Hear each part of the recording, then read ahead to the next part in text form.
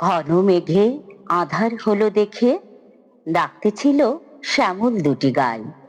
শ্যামা মেয়ে ব্যস্ত ব্যাকুল পদে কুটির হতে ত্রস্ত এলো তাই।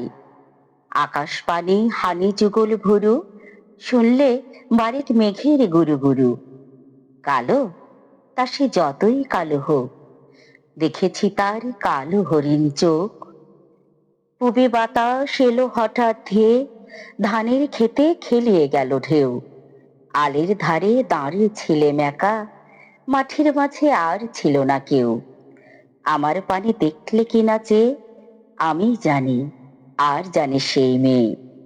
কালো, তা সে যতই কালো হোক, দেখেছি তার কালো হরিণ চোখ। এরূপ ভিডিও আরো পেতে লাইক, কমেন্ট এবং শেয়ার করে লায়লার কাব্যকথনের সাথেই থাকুন। ধন্যবাদ।